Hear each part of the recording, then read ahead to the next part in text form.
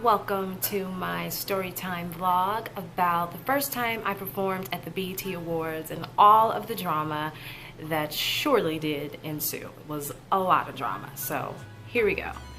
I was with my ex and decided to start attending the church where he was going and playing as a musician. Not too long after that, the choir at the church was chosen to perform behind Kanye West at the BET Awards, and I was very excited, and go Kanye, love Kanye, Jesus walks. And we rehearsed, we recorded the vocals, and we did everything we were supposed to do, and had a great time. Kanye is super nice and super laid back and just way cool. And John Legend was there, and this was before he was John Legend, and he was playing piano for Kanye, and Patrice Rushen was the musical director, and Yolanda Adams was there, and it was just a great time preparing and performing. And it was minutes to air live, and we're standing there behind Kanye and we're waiting to go on, and my friend Jason was standing next to me and made me laugh so hard. I really honestly didn't think I was going to be able to get it together, and I warn you, the joke probably will not be funny to you. It was one of those you had to be there jokes, and maybe it was me, maybe it was nerves, I don't know. But looking back on it, it was a little ironic, I guess, because of Kanye's whole mic snatching thing. But my friend threatened to snatch the mic from Kanye, and he said that he was going to he said that he was going to snatch the mic from Kanye and say ba ba ba ba ba, and wait for it. See, I told you it wasn't funny. Not funny to anybody but me. I don't know if it was nerves, but I laughed till I cried, and I was literally on my knees begging him to stop. It was just hilarious to me. I think it was the ba-bum-ba-bum-bum part. I don't know, but whatever. So the performance went off without a hitch. I was able to get myself together and wipe my tears and get it together. And everything was great. Later on, I had to perform with Smokey Norfolk. A few singers, about me and 3 other singers, were chosen to perform and sing background for Smokey Norfolk later in the show. So if you know anything about TV, it's a lot of, sitting around and just waiting. So we sat around and we waited, and we enjoyed looking at the show and, seeing everything. And it dawned on me that I had forgotten my high heel shoes. And so I asked my ex, would he please bring them to me from home? And he did. So again, my ex is a musician, and so this was not his first time at the rodeo, so to speak. He played for the church, where we were around the people there because the choir had to perform. So these are people that we saw, all the time. And also, he was very familiar with some of the other musicians that were playing for the artists on the BET Awards. So nothing out of the ordinary. He came, he got in a wristband, everything was fine, or so we thought.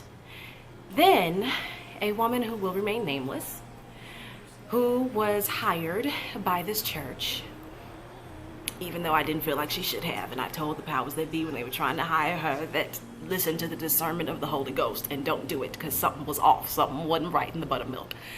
But they did it anyway. And I don't know what her specific title was, but she was in the music ministry. And we will refer to her by Heffa. So Heffa walked over to me and my ex, who had brought me my shoes, and everybody was so happy to see him, and we were smiling, laughing, just chilling out. And she seemed to be very agitated and very irritated, and she said, I don't think that he needs to be here, and I just, I don't understand why he's here. And so we looked at her like she had lost her mind, naturally, and she walked off. She came back again a few moments later, increasingly more agitated and more annoyed for some imaginary reason, I don't know. and said it again, you know, I don't think he should be here, and you know, it just looks bad. And I'm still trying to figure out what looks bad about the church musician that you play with every Sunday and Wednesday. I don't understand, but hey, he just needs to go. And so we were like, lady, chill, like, you know, it's not a problem. Like, you know, it's literally not a problem. He's not doing anything. He's not a criminal. I mean, he shouldn't be made to feel uncomfortable being here around his peers and around the people that he works with every day and his friends. Even if he were a criminal, he shouldn't be uncomfortable. I mean, I guess depending on what type of criminal, but that's a whole nother story. I digress. So we just looked at her and we tried to, you know, tell her, you know, lady, heifer, chill. She wasn't trying to hear it. So she walked away again, and we thought perhaps this time she was done wreaking havoc. But no. She came back with not one, but 2 police officers to escort my man out on either side of him of the BET Awards. Now, this is not a sight that any woman, but especially a black woman, this is not something that you just want to see your man being escorted out of some place, you know, with a cop on either side of him. That's not cool. By now, I'm furious. Furious, furious, furious. I'm just plain pissed. And all these thoughts are running through my mind. One, should I stay? Should I stay and perform and do the professional thing? Should I go and be all power to the people with my man? Like, I don't know what I'm supposed to do. But the thought that was boiling over most inside of me was just wanting to take her by all that hair and just drag her down. Just drag her and just beat her, just get her, just wear her all the way out, just drag her all the way down past craft services and all backstage. But I love the Lord and I let Christ prevail inside of me. So now, you know, everybody's looking and everybody is shocked because they can't believe that she had him escorted out. I'm just hurt and upset, and I really don't know what to do. And I want to ask you guys, what would you have done? Would you have gone with your man that was being escorted out by the cops and missed your performance? Or would you have stayed? Let me know. I stayed. My friends were trying to calm me down, and you know, to an extent it worked, I guess. I did have words with Heffa. I told her how absolutely ridiculous it was that she'd had him escorted out and just how horrible it was. And I told her off. I did. Plumb off, just like any good woman would.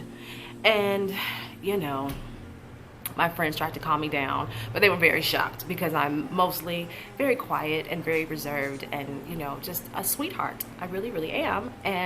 But, you know, there's this woman living deep, deep, deep inside of me that only comes out when the experience calls for it. And her name is Shondaquisha. And she came out full force. And my friends had never seen her before. And so the looks on their faces was very funny because, you know, I wasn't laughing at the time, but looking back on it, I'll never forget their faces. Their jaws were dropped like, you know, oh my God, what the heck is going on? Like, who, you know, like, who, oh my God, Ava.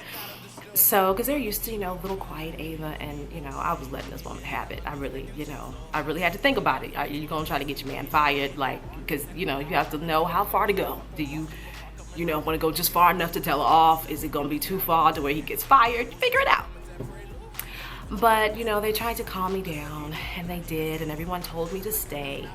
And, you know, I was still just fuming and hurt and pissed. I mean, really? So, we're about to go on again, and Heffa decides to call a prayer circle. And she wants to hold my hand. And at this point now I'm pissed off all over again, because it's one thing to have my man escorted out of the BET Awards. It's another thing to try to pray. One of them fake prayers, by the way, trying to throw shade in the middle of the prayer, talking about, oh Lord, just help us all get our attitudes together. I looked at her. I did chime in for a minute there and said, Lord, help us all get our attitudes together and help us do things that are nice and not ugly. So, you know, I did, but I tried to stay reverent. You know, I love the Lord, so. But it just, you know, it was turning into something ugly all over again. Shantaquisha was back. It just wasn't cool. It wasn't cool. It wasn't cool. It wasn't cool. And I'd already caused the scene, you know, pretty much backstage the first time between us and our fellow church folk. So, you know, I wasn't trying to do it again, but I just couldn't even believe one of them fake shady prayers. So we prayed, everything was fine. I woosah'd and got myself together, went back on stage and performed with Smokey Norfolk. And Smokey Norfolk is very nice, by the way. I had a great time. And that was great. So by that time, you know, all the drama had pretty much simmered down. And I was backstage with some friends and just hanging out and just being a looky-loo and chilling. And Jermaine Dupri was back there, and, you know, we were just, you know, eating off craft services, just doing what we doing. And there was a man that was on his way to the stage to present an award. And my friend happened to ask, within earshot of the man, who is he? Not in a condescending manner or anything. She just really was curious. She didn't know. I said, oh, well, it's Rick James. You know, it's Rick James, you know, Fire and Desire, you know. So I jogged her memory, and she said, oh, okay. So we're thinking everything is cool, and somehow Rick decides to go off script from presenting the award and say, and to the girl backstage who said, who is that? I'm Rick James B, which was hilarious. It's still hilarious, and I love it when they play like older years, you know, like past BET moments and things of that nature, and because that makes me laugh every single time. And perhaps she should have been honored that, you know, she garnered that attention from Rick James, and that, you know, he did go ahead and give her his, you know, tagline, I'm Rick James B. So that was that. But the rest of the night went off without a hitch. Everything was great, calm, fine, and dandy. And, you know, if you're wondering, you know, well, what happened when your man was there and other people were there? Didn't somebody else take up for him? Didn't anybody say, hey, we work with him, it's cool? Didn't her higher ups try to calm Heffa down so he wouldn't be escorted out? No, none of that happened. Why? I don't know. You'd have to ask them. I still to this day don't know, but hey. And so I just wanted to get out of my heels by that time and just go home and, you know, try to figure out, was my man okay? And, you know, all of that. And he was okay, by the way, with me having stayed. He thought that was the professional thing to do, and he wouldn't have had me leave with him and the cops. So that was good. So I wasn't in any type of trouble. But yeah, I still had some malice and anger simmering in my heart towards Heffa, who I had to see a few days later at church. And so I really had to put it to prayer to try to calm down and try to tuck Shantaquisha all the way down deep in my spirit, so that she wouldn't, you know, just jump out on the lady. And we went to church the next couple of days or whatever. We went to church, and, you know, no one really said too much of anything, like, you know, hey man, you know, that was really wrong of us, you know, we sorry. They just kind of, you know, mumbled around and made excuses. Heffa never apologized.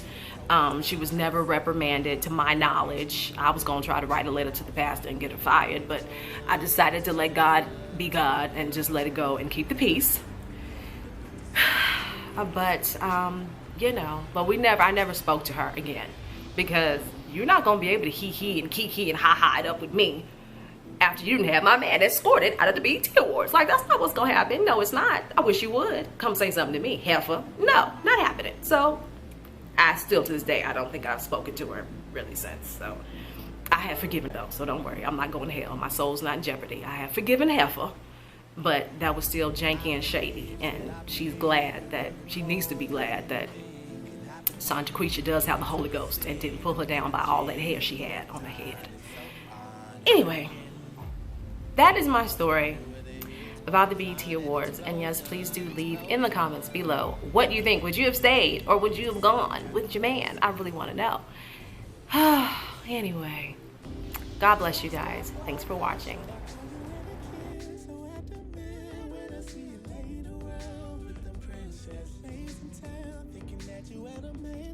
You ain't told